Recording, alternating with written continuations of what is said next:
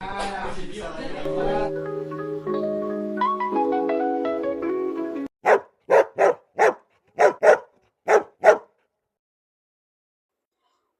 to the Beyond the Leash podcast, a show where we dive into the world of service dogs and beyond the leash, unleashing the truth, breaking down those barriers, and sharing the incredible stories behind the harnesses. I am your host, Service Dog Educator. And I'm Bumblebee. Whether you're a handler or an ally, or just here for learning or laughs, or be inspired, let's get ready to learn, laugh, and love, because life is better with a working dog by your side. Let's get started. So, welcome back, everybody. I know that was absent for a week, and the breaking news.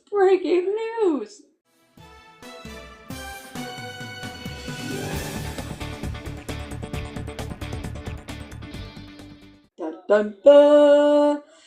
Breaking news is that Bumble is unfortunately had to take a week off last week due to a relative emergency. Unfortunately, her grandfather passed away. But the other breaking news is that Bumble will be taking a leave of absence for all lives that I currently do. They'll probably be in the comment section, but they won't be in boxes due to the family matter that happened.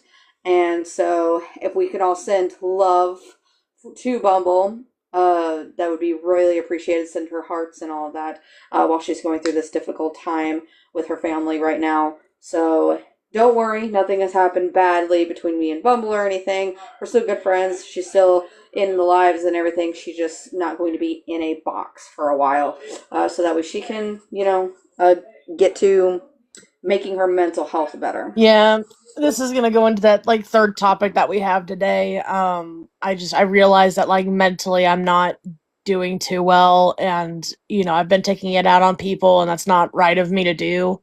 So it's only fair to me and to everyone else if I take the sabbatical for a little bit from the lives and just let life be life. Feeling overwhelmed, stuck, or maybe just not like yourself lately? You're not alone, and you don't have to figure it out by yourself. Talkspace makes therapy simple, affordable, and accessible. Get matched with a licensed therapist and connected by text, audio, or video on your schedule from anywhere, anytime. No waiting rooms, no long commutes, just real support when you need it. For $80 off your first session, go to Service Dog Educator on TikTok, click the link in the link tree, and use code SPACE80. Your mental health matters. Start feeling better with Talkspace today. 100%. But let's get into these topics today, guys. We got some pretty juicy topics to talk about. So get ready, because it is going to be a juicy day. So first topic is, not everyone deserves a service dog. I know that a lot of people are going to look at this topic and be like, what? How dare you say that? Now, when we say that not everyone deserves a service dog, we're not talking about the deserving for the disability side of it. We are talking about how individuals may partake as a service dog handler. Here's one way that I don't think people, if you have a service dog, you don't deserve your service dog, okay? If you are willing to burn your dog out to the point where you need to get a new dog, you don't deserve a service dog. If you are willing to fake disabilities, you don't deserve a service dog. If you cannot financially take care of said service dog. I even say this if you're homeless. Whether or not people like this or not, I truly believe if you are a homeless individual that cannot have a stable environment for your dog, you should not have a service dog, nor a dog in general. Because, or anybody in general. You shouldn't have kids, you shouldn't have any responsibilities, because you cannot be responsible enough to take care of yourself by providing housing for yourself and food for yourself and a shower and all this kind of stuff, basic necessities. You don't deserve a service dog for it, regardless of your disability or not. Your dogs and your family and all this stuff comes first. While these dogs can help individuals out, especially with a debilitating disability, they are not a necessity, nor are they pawns or excuses for you not to do what's right for yourself or your family at the end of the day. Bumble, do you have any comments about that? Well, I mean, I fully agree, with the whole sentiment of, if you can't even take care of yourself, let alone a dog. I've been in situations where I've actually had to give up some animals before in the past because I wasn't able to financially take care of them. Now, did I eventually get them back? Of course I did. It was only a temporary situation, but it does kind of take an intervention to go, okay, I can barely even put food on my own table and keep a roof over my head. I don't need extra responsibilities. Um, and that's really the responsible thing for a pet owner or even for a service dog handler to kind of realize is that sometimes, like even like when like my own health issues are getting bad, like I'm going to the gym for like what, less than an hour, and after that hour, like I feel like I'm fine, and suddenly today, like my legs are sore and it's like I had to call in my sisters and I'm like, hey, can you guys take my dogs out for a quick walk? Like I can't walk today. Um, and thankfully, like I have family that's able to help me take care of my animals if I really need to. Um, but there comes a point in time where it's like, I might have to think about, the happiness and love and care for my animals over myself, and I love my animals and I want them to, and I want animals in my life, but there comes a point in time where it's like maybe I need to start thinking about myself rather than the dog. 100%. And like I said, this is not just for one in particular person or anything. I'm not trying to alienate anybody, but that's just my opinion when it comes down to like service dogs or even pets in general. But at the end of the day, we don't service dogs can be a great tool to use for whatever debilitating disability you have, and it can make your life more independent than some medications can, 100%. But they are not to be used as pawns. They are not to be used as an excuse of why you can't do certain things, and you cannot be dependent on a dog 24/7, 7 days a week, 365 days a year. It is unfeasible for you to do that.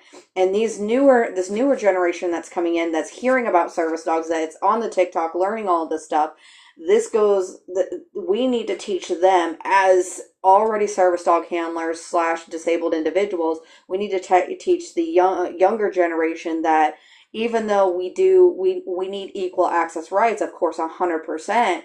But when it comes to, if our dogs are sick, they come first. And just as much as like if you're a parent, your kids come first, regardless if you're sick or not. Like if you're a mom or you're a dad or yeah, whatever the case is, if you have whatever reason you have a child with you, right? Auntie, uncle, don't care. Grandma, grandpa, the child comes first. You don't care if you're sick, don't care if you're tired, doesn't matter. That kid comes first. That's the way that I put my kids are my main priority, my dogs, my husband, myself. Yeah. That's how it is. And And when I say like priority, I'm meaning like financial priority, taking care of, blah blah blah blah blah. Now, my husband does come first in a lot of things, like relationship wise, taking care of. Like he does come first with a lot of things, but we think about the kids in general. and I'll say this, a dog is a bit of a luxury. You don't necessarily need a dog. You don't need a pet. You don't need that. That is a luxury item that's kind of an Great to have. afterwards. You know, It's great to have. and the thing is I see it a lot of times with people is they go, "Well, I can afford a kid, so I can also afford a dog." And it's like, "Okay, I mean, sure." And then like 6 months later they're like, "Okay, I actually can't afford the dog." And then they'll rehome the dog and it's like, I mean, I don't know why you even got the dog to begin with. Like I tell my friends all the time that are like, "Oh, I really want a dog. I love your dogs. Your dogs are so much cool. So fun."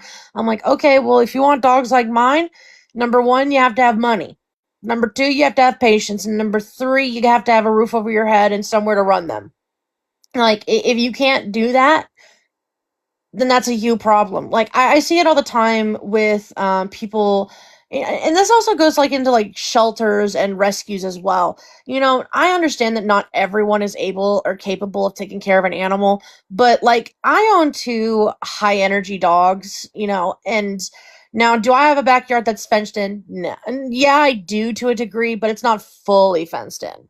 I still have to take them to a dog park, once or twice a day, you know, and I hear it all the time that they're like, oh, well, you live in an apartment, so you're not able to take care of this dog. And it's like, well, there are some dogs that you can take care of that are small enough for an apartment that don't require as much, super big energy.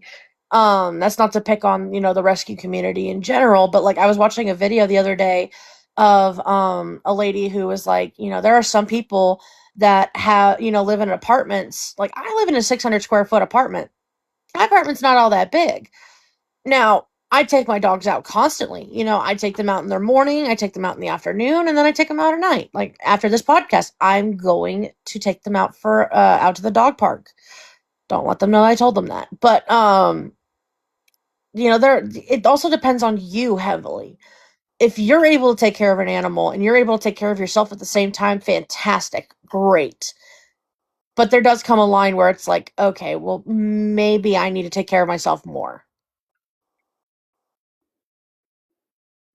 100%. But yeah, that I don't know why people believe like, everyone deserves a service dog. That's not it. No. Not everyone deserves a service dog. And I tell people like cuz I went down the inexpensive route as much as possible, right? I trained my own dog, but at the same time, I was willing to immerse myself into the world of service dog training, even though I am not a trainer. Um, I was willing to live in that world to get my dog trained the way that it needed to be trained. But that's also me. If you're similar to me and you're like that, then by all means go for it. I can't I'm not gonna tell somebody no, but I'm gonna say it may not work out. It was real I got really lucky that it worked out for me. But if you are not willing to financially get you a service dog, whether that comes into training a dog, but having a budget to own or train to get a trainer in, or budgeting for a program dog. Maybe you don't need a service dog that badly because you're not because if you want to go down the cheapest route as possible and train a dog, which you can own or train again, you can own or train, but when you go down the route of you don't know what you're doing, you're not going to end up with the dog that you need because you don't know how to train the dog that you need Yeah. because you don't have that experience. And you can do all the research you want. Like I said, I got lucky with my dogs. And I had two service dogs. One ended up not being able to be one because of the public access, ended up being my son's service dog, then my service dog. I got extremely lucky with my two. And it is very rare. Bumble, you're a trainer. How rare is it for a person like me who was 20 years old, had no idea what she was doing with training, had only trained basic training for at-home dogs, and even then I sucked at it. It's extremely rare, am I not? It's definitely an uphill battle whenever you only know how to train pet dogs. I mean, there are free I mean, it's not even. I resources. didn't even know how to train pet dogs. Yeah, I mean It there is there are extremely rare. there are free resources that you can reach out to. Like I actually did it for my own service dog because before I trained service dogs, I was just a pet dog trainer, and then my health issues started popping up, and so I needed a service dog. So I got with some people in the community and was like, "Hey, how do I train a dog to do this? And that?" And Well, I'm thankfully, not stating that you can't I know, get a I like a, know, like a trainer to help or people on here. Like you could do your research. That's what I did, 100%. yeah, I But know, it, but it not is everybody rare has to get. access to that same resource. Agreed. And again, My whole point was though was is yeah, stating that it's it's very extremely rare rare for a to person it's that had no idea what she was doing, even if she did, even if me doing the research that I did, that the dog is going to come out as a service dog. Mine was a unicorn. I did the research that I could do, and I got lucky with mine, but it's extremely rare for an owner trainer that has no idea what they are doing to get a service dog to the extent of training that mine went through. And I've had trainers say, like, it seemed like you got your dog from a program kind of thing. yeah. I mean, it takes a lot of gumption, and again, it does take a little bit of forethought.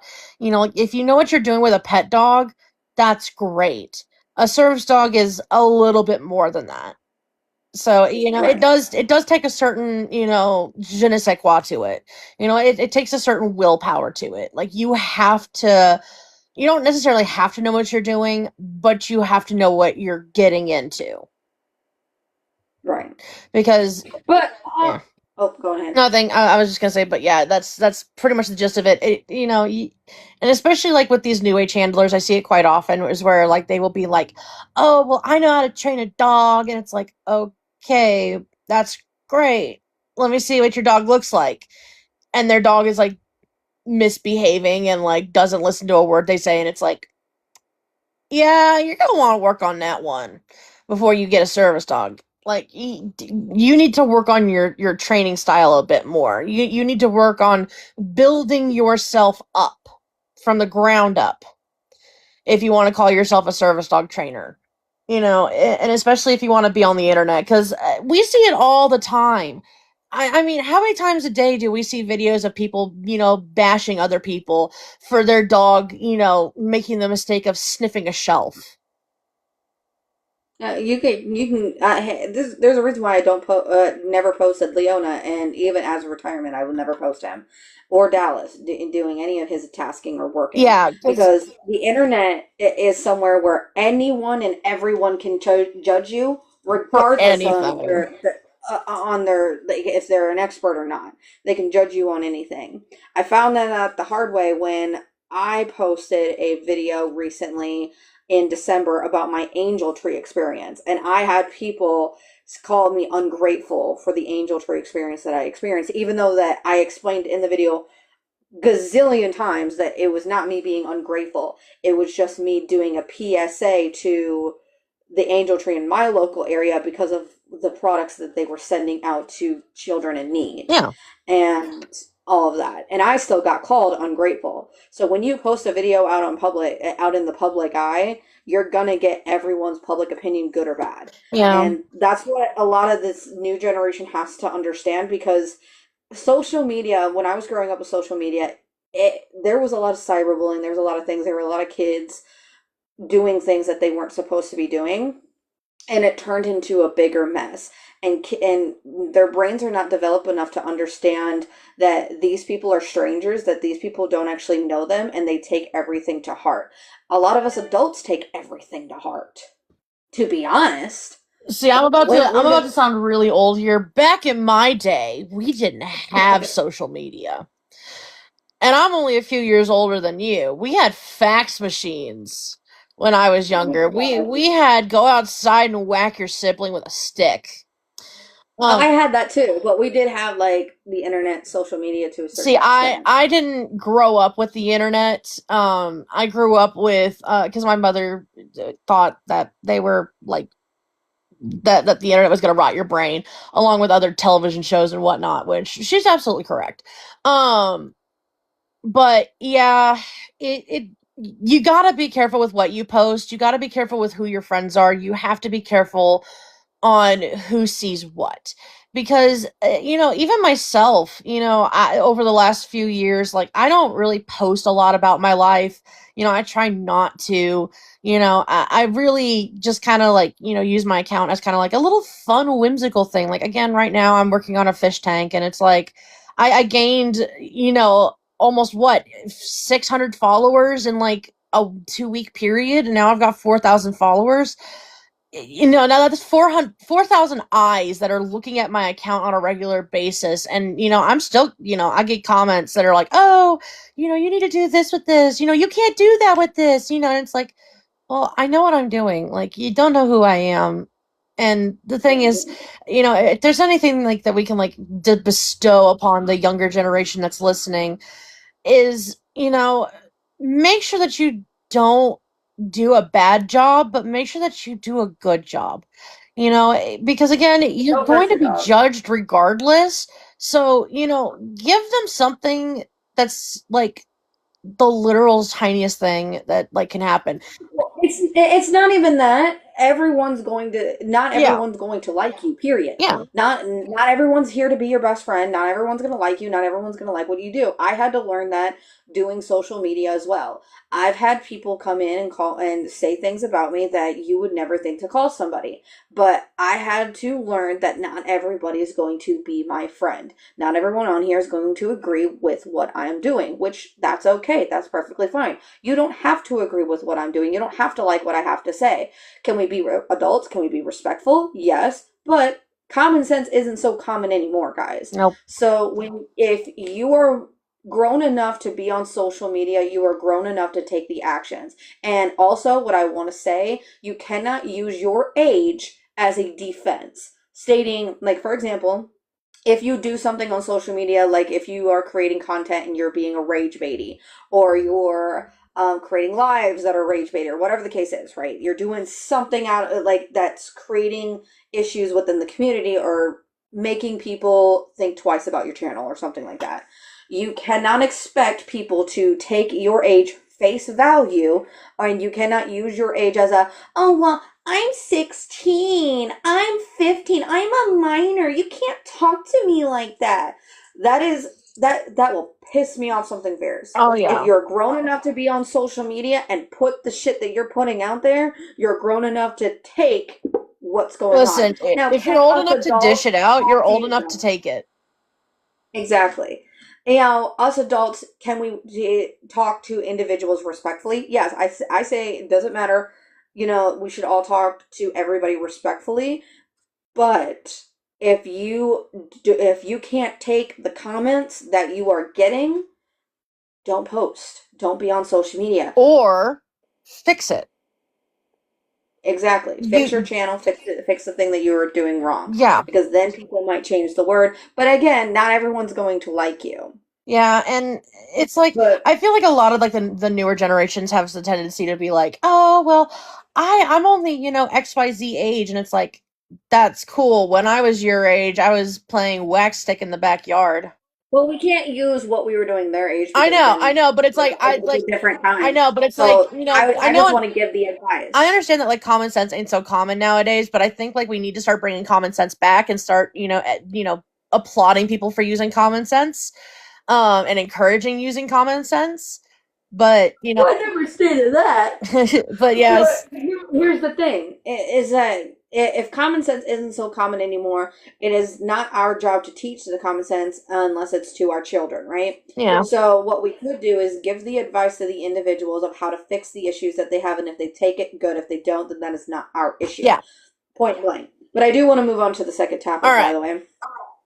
So second topic is kind of going back towards what we kind of said in the beginning of the first topic, which what has happened if someone lies about a service dog. So I get a lot of this on my channel, asking questions about, you Repercussions. know, well, like if people were to lie, what could happen, blah blah blah, this and that. So let's get into, what can happen if someone lies about having a service dog, or having or lying on social media about, saying that you have a service dog.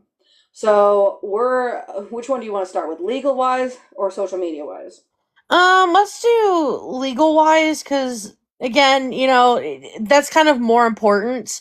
If you lie Okay. about it on social media, eventually you're gonna get called out Well, for I it. got a good story for that. Yeah, I got a eventually good you'll story get for like that. called out for So, it, but like yeah. I feel like telling people about the legal repercussions is gonna be more beneficial. Yeah. So let's get into the legality wise. So this is also like per your state and what your state has to say a lot about it. There's little to no federal ruling around it. It's a federal offense to that's really the only ruling around it, but it doesn't rarely go to federal court. So it's more like going into your state court kind of thing. With that being said, this is all really depending on where you're at. So I would look up your own state and local laws for what the penalty is for falsifying a service animal, and so on and so forth. As far as I'm aware, in my state, it's over $1,000, like around $1,000 in a fine, and up to 60 days in jail. And the dog can get put down depending on the situation, and you have to do over 100 hours of community service. So that is the main really penalty for falsifying a service animal, or your dog attacking a legitimate service animal. It's really depending on the judge and who you go with, and like the county that you live in as well, where I'm at. Um, so with that being said, you should really do research on your own state to know everything. Yeah. But knowing these laws and the statute can be really helpful, especially if you have to talk to a police officer about an attack. Saying like because for example, let's say like Bumblebee's dog attacked my dog. If I were to pull up, I would say this is statute 1432, and and this is a state law that you have to charge them with. They can get charged right there on the spot. So knowing your own state and local laws and the statutes of those laws are really beneficial to help with court of law case if you need to take it to court, or getting them charged with something, or at least making a police report or something on those terms. Yeah. Do you have Now, anything to add? I want to quickly point out that most states are going to have at least a $500 to $1,000 fine. Typically they'll usually do some form of community service or potential jail time. And 9 times out of 10, usually the animal will be taken away. And depending on situation, again, maybe, you know, sadly unalived. Um, because a lot of states have that one bite rule, and unfortunately, if it bites a service animal or a person, it's kind of game over. Um, but again, that varies from state to state. Like I said, it's either a $500 or a $1,000 fine. There are some counties that I know that do almost a $1,500 fine. Um, but typically it's gonna be around the $1,000 mark. Yeah, just keep an eye on your local state and laws for all of that to help you out in public situations, court of law situations, and all that. That's really what's going to help you. But let's get on to the social media side of it, because I have a really great story. Some of you may know this story if you've been in the service dog community for a while. Or been a fan of mine, you might have seen them come in here from time in and time out. Bumble, you might know the story. Oh boy. So there was a creator on here who was a pillar in this community. Uh, when I first joined the community, I knew of them, like not on a personal level, but from their social media platform as soon as I joined into the service dog community. There's a couple pillars that we all know and that have paved the way for us, be it to say. And when I started doing my lives, this individual came in from time in and time out and gave me advice and helped out with the lives. And, I thought it was amazing when they came in. And then it turned out not only were they falsifying a service animal, they were also doing stolen valor. Oh And yeah, I was thinking of several other people, but okay, now I know who we're talking about. Clicked. um, yeah, so um, and what happened to this individual was not only what so it wasn't a YouTube video. It was one who made the TikTok video. Do you remember? I was like Yes, an individual Titan.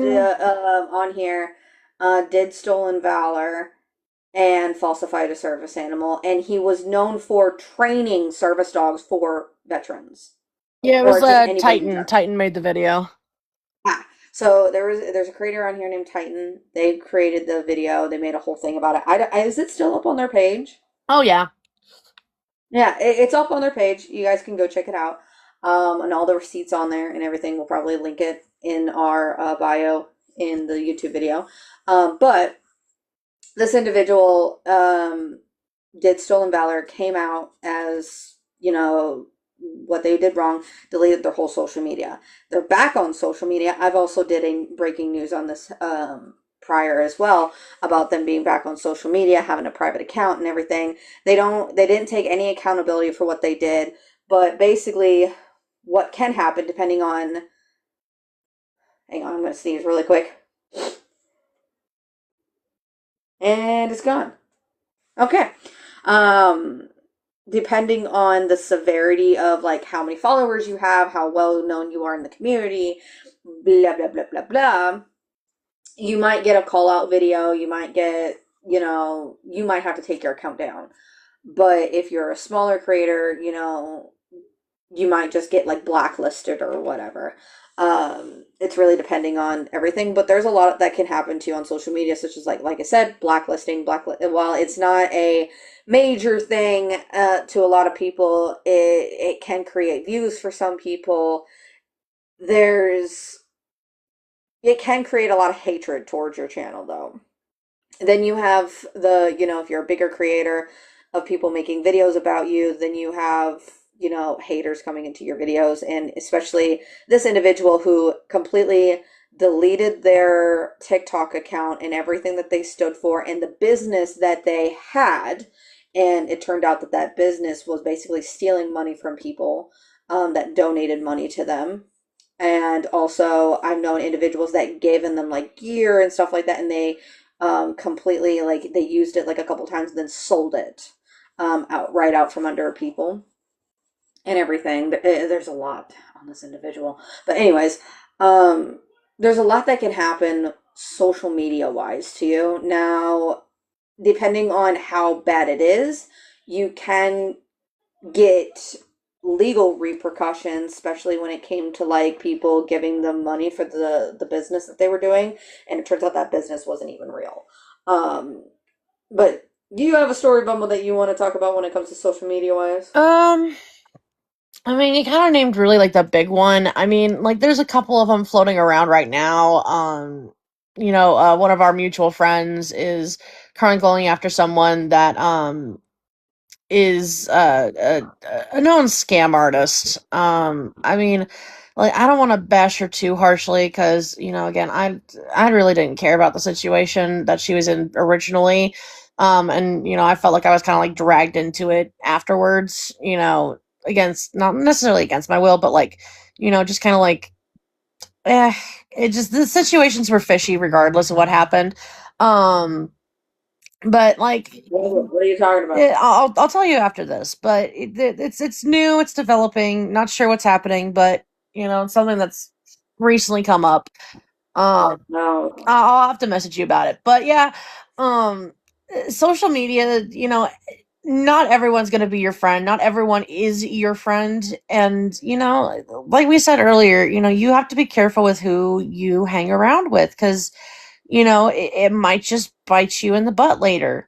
I've had people that I hung around with, early on my TikTok career where it's like, yeah, they were not so great people. That's the nature of social media is you don't know who you're really interacting with until you do. And, by then it's kind of a little too late. Um, anyone can lie about anything. The information's always out there. Um, you got to be really careful with who you hang around. People aren't really good liars unless they know how to lie. And it's unfortunate that there are some pretty good liars out there. Yeah, there are. But the old saying goes, if you've never met them in person, they aren't your real, true best friend. And even, I believe this with, even me and Bumble. We've never met in person before. We've known each other for a very long time. Yes. Do I consider her my best friend? Yes. But in all reality, if something were to bad happen to me, there's nothing that she could have done or do because how far she lives away. And I've never met her in person. She knows a lot about what goes on. I trust her a lot. But does she know everything and Yeah. anything about me? No. I don't know Now, everything and anything now, about one her. of these days, I will have to go meet you, and then we will have to create a ton of videos together. But No, my way. Baby, I won't you come listen, my listen, I way? already tried to. Okay, listen, I'm going on vacation in the next like few weeks or so. And so the story behind that is that I did actually talk to the people that I'm going with and I'm like, "Hey, can we stop by Iowa?" just for like a minute. And unfortunately, the people that I'm going with are like, "Absolutely not. No, sorry, that's not on the map." It's like, "Oh, okay." So we'll have to plan something eventually. Yeah, sometime. We plan on going back to Texas here in a couple years or so. So, and we plan on moving down there eventually. We'll figure out We something. will figure out But something.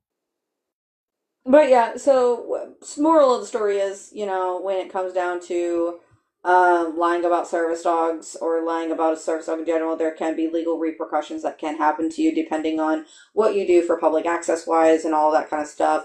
And then on social media, if you are lying about a service dog, it will come back to bite you in the butt. And if you don't want to get caught, don't be a bad liar. Yeah, if you don't want to be caught, don't get caught Don't be a lying. bad liar at the end of the day. Like, just like maybe don't lie to people. I mean, but Or at least know your lies and keep the moral of the story straight. story is like don't lie. Period. Like, Yeah. if you don't want, the again, like I said earlier, if you're on the internet and you're able to dish it, you should be able to take it.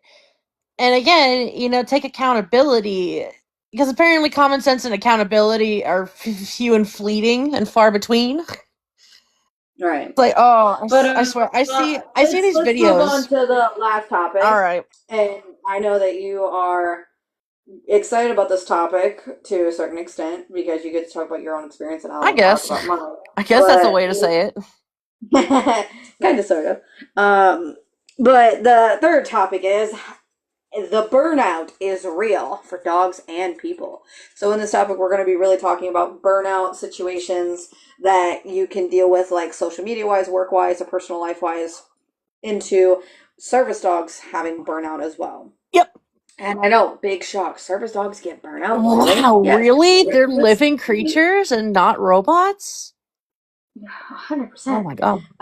So I'll go first, but I've never experienced burnout with my dogs. I also was very careful when it came to my dogs and making sure that they didn't have burnout and they made sure that they loved their jobs and giving them ample amount of break time and feeling their energies and their body language and everything else like that. But I'm very an intuitive person to where like I care about things like if you're like close with me, I care about you and your feelings and all of that kind of stuff. So I'm very aware of like things like that. I've always really been like that. So I never experienced burnout with my service dogs or dogs in general, but I can say that I have experienced burnout personally with myself a couple times. And I'm going to make a disclaimer really quick. So, what I'm about to talk about in no way, shape, or form is me complaining about the life that I live, complaining about my children, complaining about anything like that. This is just me expressing my story and telling my story at face value. I love my kids, I love my family, and I'll do anything for them. And I would pick this life over and over again. With that disclaimer being said, let's get into the story. So there's been a couple times where I've experienced burnout.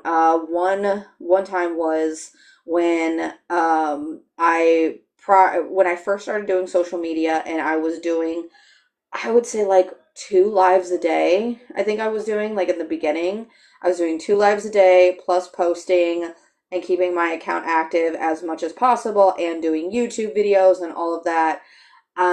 So I got burnout from the YouTube video. As many of you, if you're a follower for a long time, you would know that I did interviewing on TikTok slash YouTube and posted the videos on there. I experienced burnout with that after the moving period came when we had to move out of our place and moving on to the house that we were in. I never got back to it because I was extremely burnt out and I fell out of love with it. Going into TikTok, a lot of you may remember prior to me moving, I did 2 lives a day. I experienced major burnout with that because I was just like I couldn't handle doing multiple lives a day, taking care of my kids and doing household things. Um, so I was just doing 1 life a day. Then some of you who are not as old may aren't new would know that I did lives Monday through Sunday. Experience, and then it came down to me can't do that because then I had no time with family, which was my family in my household, and like unable to like do household chore items and be the type of mother that I needed to be for my kids. So that's when I came to the realization that I needed to do Monday through Friday. And then now we took off Fridays due to it not necessarily burnt out, but scheduling wise when it comes down to it. So if I can go live on Fridays, I do, but it's not pressured on me to go live anymore. And I'm not pressured to go live Monday through Thursday either, by the way. I don't feel like I am, but I don't want to let you guys down, and that's a mental thing for me. It's not your guys' fault. But I work myself so much, and I feel like I need to be present so much to get. I'm doing my best to create these businesses such as this platform of the podcast and my online course and doing all this stuff. I fill my plate up to until I break down mentally. This is like work wise for me, social media wise for me. And I mean, Bumble can tell you right now, like me and her are trying to work on a course together, and we have not even got started on it due to the fact that I'm working on one with Austin. I'm doing these lives. I'm doing my regular scheduled lives and the podcast. I'm like, I used to edit the trailers. I had to get an editor for that because I was burning out with the trailers. Now officially got an artist on board that's creating all of our my topics and posting for the podcast and all that kind of stuff because I had to use AI because I was becoming burnout with that. So I've come with like different things to do, but that's my social media burnout. Another burnout that I've had is like my kids. As much as I wanted to be a parent, and as much as I love being a parent, and I love my kids something fierce, like I would do anything for these kids. Ask Bumble, she knows. I experienced I very regularly burnout with them, and due to their disabilities, and I just there are days where I just wish that I could just go and not come back, which of course I'm never going to do, nor will I do, but I don't ever get away from it. And when you become a mom, you kind of lose who you are to a certain extent. And I can say like that is for a fact of what has happened. I became so consumed about my kids that this is my only break from them and discovering who I kind of am to a certain extent. But like outside of this, I don't know. Like if I this were to be gone, I would be like no hobby. I wouldn't have nothing to do. Like Bumble and I would talk on a regular basis, but I'd be so bored all the time I wouldn't know what to do. Basically, Yeah. And I kind of just rambled there. no, you're Sorry. fine. You're fine. Get it off your chest, girly. You know, in my personal life, I fully agree with you. I don't even have kids, but like there are some days where I'm like, do I really, really, really want to be doing this? Like more recently, again, I'm having to take a break and everything because I have been noticing that, I've been burning out.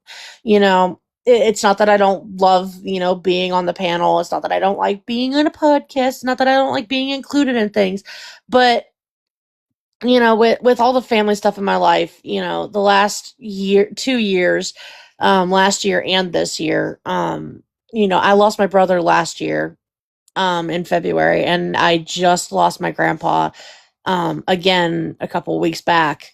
So I've been noticing that like I have some unresolved emotions with that, and it did take a coming to Jesus moment, where you called me the other day after the live, and it's like, okay, yeah, this is starting to affect something that I normally love to do. Maybe I need to take a step back because and you know me, I will work myself into oblivion. Like I will pick up extra shifts at work. I will I will stay extra hours. Like I will do anything to, stay kind of worthwhile to myself. But I don't recognize the burnout until it's kind of too late. And I know you've definitely called me out on it a few times. Yeah, because I did the same thing. Yeah. Because we love what we do so much that and we don't want to disappoint anybody either. And I think that that's where we both stand, is that we just don't want to be a disappointment to people that love our that love the content, or love our that love us, or whatever the case is. Because I've had multiple people say, like, you've made me be more educated about my rights, and you help me throughout my day to day. We like, I'll listen to you while I'm doing this, or I'll listen to you while I'm at work, or whatever the case is. When you're not live, I listen to your podcast, and I love your channel so much, and I appreciate you, and blah blah blah blah blah. It's like, we don't want to disappoint those guys, and we know that you guys want us to take care of ourselves and want us to be okay, and all of this, and we understand that. But this comes with the price of wanting to do social media, is neat when you don't get paid to do this right off the bat. Like, you don't, like a regular job, you don't want to apply for, and then you get paid as soon as they hire you. You work yourself every single day, 365 days a year, 24/7, 7 days a week, until you get the output that you're wanting. And you just basically grind and grind and grind and grind and grind and keep grinding until you reach the point of where you can't grind anymore, and then you've hopefully got successful, and then you realize, oh shit, I don't know who the hell I am. Yeah, Like, because who is this person? you've worked yourself into such a place where you're like, who am I? Is this all that I What's am? me? Like, I've been doing that at work recently, and I've only had my job for the last like 6 months or so. I'm grateful that like I have my job. Don't get me wrong, but like even with my job, like I'm kind of like, there's some things that have happened in the last few months where it's just like, do I really need to do this? And it's like, yes, I do. Because I've got mouths to feed, I've got a roof to keep over my head, lights to keep on. I've got stuff to do. And it's like, I can't always, afford to do stuff. So it's like, I do what I can with what I got. And, like, I'm trying to, like, So only incorporate. social media was just like a job application, Oh, and yeah. then you get instant, Listen, you if know, social media were a followers. job, I would be fine at that. I would be okay with that. Well, it isn't. So let me rephrase. What I mean, what I say is, it's like an instant job, like you would get if you were to apply somewhere, and you would get instant like pay. If only we could do that with social media, to where we apply and then get instant pay for it. But it's kind of like a grind, grind, grind, grind, grind, and hopefully you'll make it, like, kind of like back in the day, where if you bought land and you would just dig, dig, dig, and hopefully you would hit an oil spot. Or if It's you kind of grow like that. something. Yeah. And you could get lucky and hit the oil spot, or you don't get nothing. So it's kind of like digging for gold. Yeah, Are you it's gonna make the gold mine or not? yeah, like we want to be successful. We want to do stuff that's, more than us. But again, it does take time, it does take effort, it does take energy, and the burnout is real. Like, you know, and that does translate into real life problems as well. Like I hear it all the time. I send memes to my coworkers all the time. I'm like, oh, I hate my job. Blah blah blah blah blah. It's like, I don't actually hate my job. I just hate how much energy it takes from me. If that makes any sense. But I just want, I also want to make a quick other disclaimer. Like, this in no way is us complaining about what we do or anything else like that as well. I love what I do. I think it's amazing that people are listening and love my content, and I've had multiple followers on here that are amazing individuals. And anyone who has sent appreciation in any sort of way, or thanked me in any sort of way, we appreciate it. And like, if anyone has ever listened to our lives, we appreciate it. You know what I mean? So this no way is us complaining. We just want to let people know that there are real burnouts for people and dogs, and take your mental health serious. Yeah, and I quickly want to touch on the dog thing as well. You know, service dogs can reach a point of burnout too. Like with my dog Abby, that's a good example. She no longer found working out in public enjoyable anymore. And so that was kind of her brick wall. And, she she still likes going out and about, to like pet friendly stores and whatnot. But there's a point in time where she just goes like, I don't want to be here anymore, and that's I don't want to do I don't want to this. do this. And it's kind of like the same thing with your dog Dallas. Like he just he felt uncomfortable and he said, I don't want to do this anymore. And It wasn't Dallas. So it wasn't that Dallas was uncomfortable going out in public. He didn't mind going out in public. He couldn't handle other dogs around him, and it was him wanting to be it. He would rather interact with other dogs than do the work that he needed to do. He was good at the work that he needed to do, but he didn't have the drive to do it when other dogs were around, and mhm. it wasn't like a bad reactive, but it was like a playful, like, oh, I want to go play with this person Yeah, instead of excitable interacting with them. and it wasn't Yeah. necessarily controllable. And again, that's also like a kind of brick wall. It's like, okay, but again, that's I feel like you and we recognize burnout faster with other people and creatures than we do ourselves.